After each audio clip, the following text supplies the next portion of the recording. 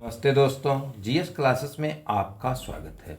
दोस्तों, आज के क्लास में हम लोग बिहार स्पेशल के लिए बिहार ज्योग्राफी के कुछ ऑब्जेक्टिव प्रश्न को देखेंगे।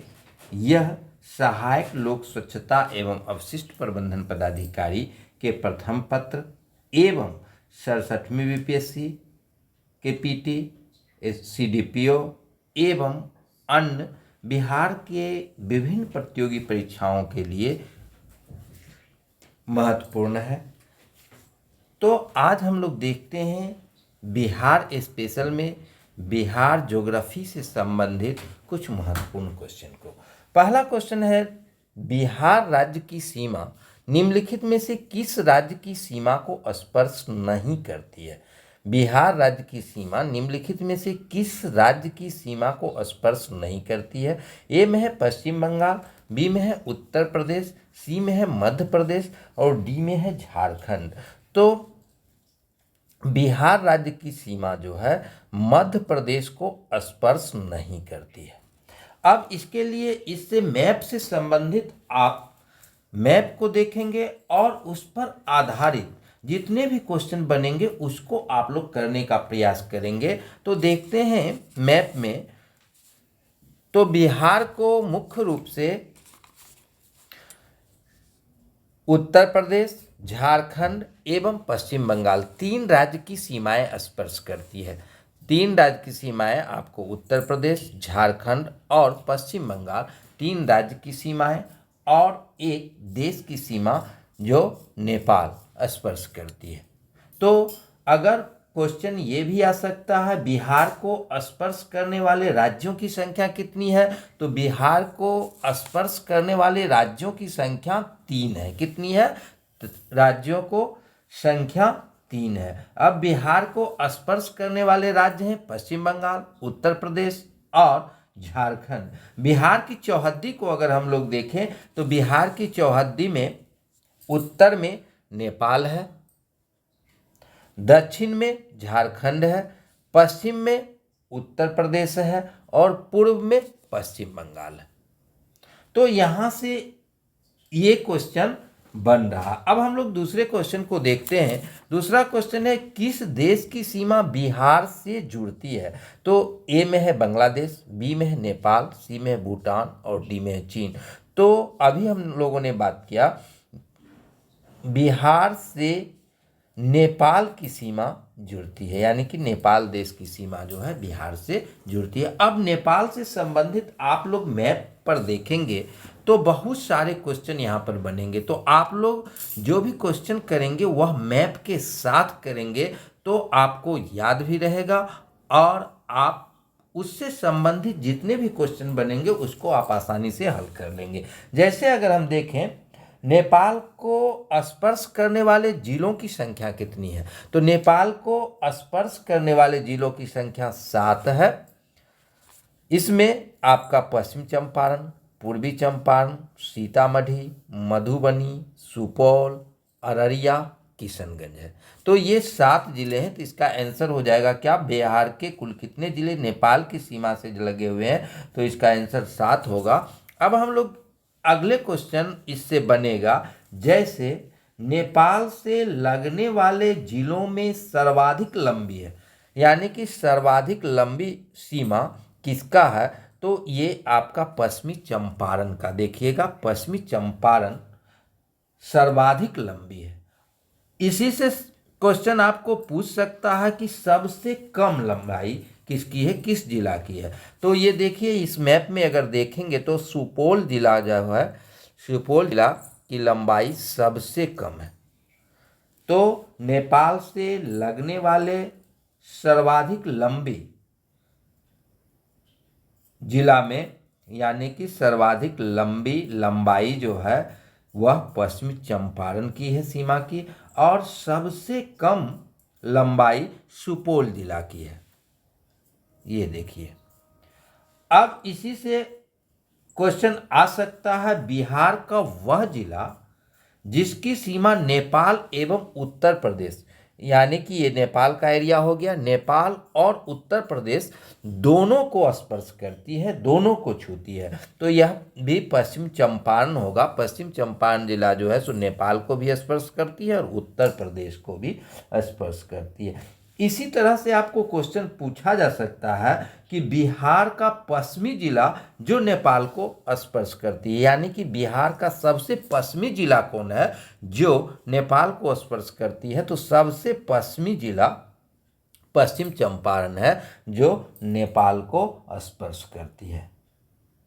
अब इसी से क्वेश्चन आ सकता है नेपाल को स्पर्श करने वाली सबसे पूर्वी जिला, तो सबसे पूर्वी जिला अगर देखेंगे तो ये किशनगंज जो है सो नेपाल को स्पर्श करने वाला सबसे पूर्वी जिला किशनगंज है और सबसे पश्चिमी जिला पश्चिमी चंपारण है।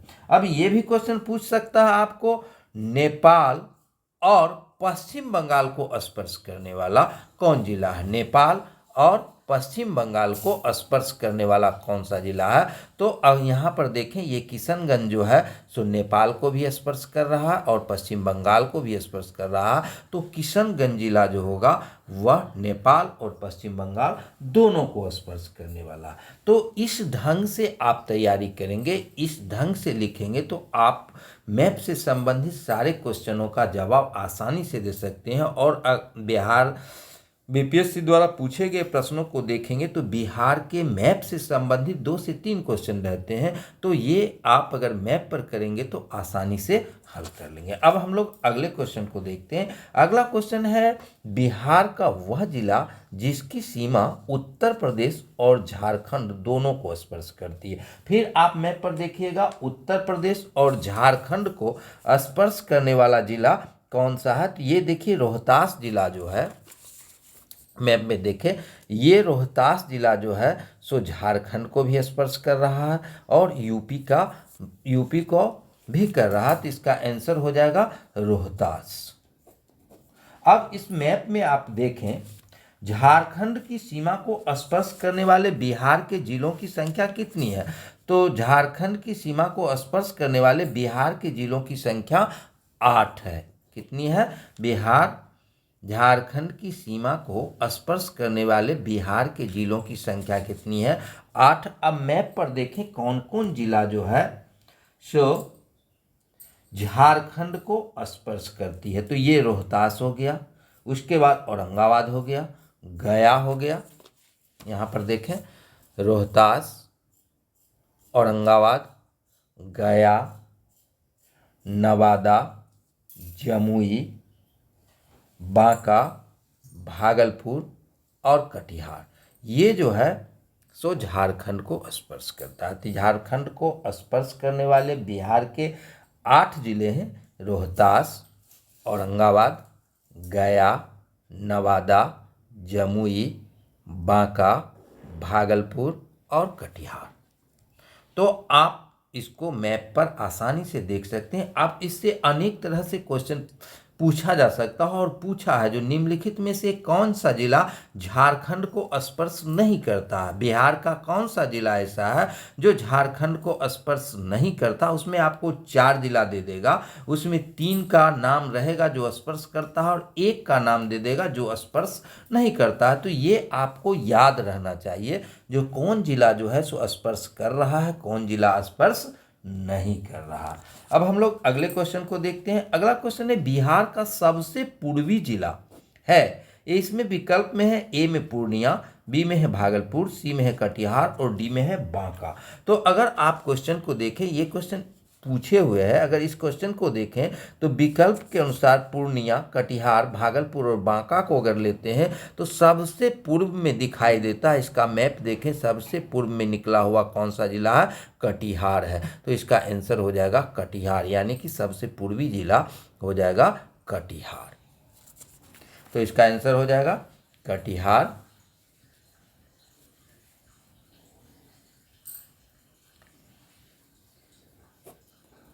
अब है क्षेत्रफल की दृष्टिकोण से बिहार का सबसे बड़ा जिला कौन सा है, तो क्षेत्रफल की दृष्टिकोण से अगर देखेंगे तो सबसे बड़ा पश्चिम चंपारण। अगर ये पूछा जा सकता है कि 4 क्षेत्रफल के दृष्टिकोण से बड़े जिले का नाम लिखें, तो सबसे बड़ा जिला क्षेत्रफल के दृष्टिकोण से आपका हो जाएगा पश्चिम चंपारण। उसके बाद दूसरे स्थान पर आएगा गया, पश्चिम चंपारण। उसके बाद आ जाएगा गया, उसके बाद आ जाएगा पूर्वी चंपारण, पश्चिमी चंपारण, गया, पूर्वी चंपारण, रोहतास और उसके बाद मधुबनी। यानी कि सबसे बड़ा जिला हो गया पश्चिमी चंपारण, उसके बाद आ गया गया, उसके बाद पूर्वी चंपारण, उसके बाद रोहतास, उसके बाद मधुबनी। अगर क्षेत्रफल की दृष्टि से बिहार का सबसे छोटा जिला पूछ रहा तो सबसे छोटा जिला शिवहर है। शिवहर, तो नीचे से ऊपर की ओर जाएंगे तो सबसे छोटा शिवहर, उसके बाद अरवल, उसके बाद शेखपुरा, उसके बाद लखीसराय। शिवहर, उसके बाद अरवल, उसके बाद शेखपुरा, उसके बाद लखीसराय। यानी कि सबसे छोटा शिवहर, उसके बाद अरवल, यानी कि शिवहर से बड़ा अरवल, उससे बड़ा शेखपुरा और उससे बड़ा लखीसराय। तो इस ढंग से क्वेश्चन पूछ सकता है, क्रोनोलॉजी सजाने के लिए पूछ सकता है। तो ये आपको याद रहना चाहिए और ये आप मैप पर भी कर सकते हैं। अब है अगला क्वेश्चन, बिहार राज्य में वर्तमान में कुल कितने जिले हैं? तो बिहार में जिलों की संख्या 38 है, ये तो आपको याद ही होगा। अगला क्वेश्चन है, बिहार भारत के किस भाग में स्थित है? तो बिहार भारत के उत्तर पूर्व भाग में स्थित है। तो ये मैप से संबंधित क्वेश्चन हो गया। मैप से संबंधित क्वेश्चन और हम कल डालेंगे। इसके साथ ही आपको एक क्वेश्चन दिया जा रहा है जिसको आप कमेंट बॉक्स में ये बताएंगे कि इसका आंसर क्या होगा और आप खोजने का प्रयास करेंगे। तो ये क्वेश्चन है, बिहार में गंगा किनारे स्थित जिलों की संख्या कितनी है? बिहार में गंगा किनारे स्थित जिलों की संख्या कितनी है? इसका आंसर आपको कमेंट बॉक्स में बताना है। इसके साथ ही आपको ये भी बताना है कि जो ज़िले हैं, यानी कि जितने ज़िले हैं उसका नाम बताना है, कौन कौन ज़िला जो है गंगा के किनारे अवस्थित है, यानी कि कौन जिला जो है सो गंगा को स्पर्श करती है। तो ये आप मैप पर देखेंगे और गंगा के किनारे जो जिले आएंगे उसको आपको नोट करना है और ये बताना है कि कितने जिले जो हैं सो गंगा के किनारे अवस्थित है। तो इस तरह से हम 3-4 मैप से संबंधित क्वेश्चन को 3-4 दिन में देंगे। उसके बाद भूगोल के जितने क्वेश्चन होंगे उसको करेंगे। उसके बाद जो है सो इतिहास का, यानी कि बिहार स्पेशल में सभी टॉपिक को हम बारी बारी से 15 से 20 दिन में आप लोग को करा देंगे। तो आप लोग हमारे चैनल से जुड़ें, वीडियो को ज़्यादा से ज़्यादा प्रचार प्रसार करें, शेयर करें और जो लोग चैनल पर नए हैं वह कृपया चैनल को सब्सक्राइब करें। धन्यवाद।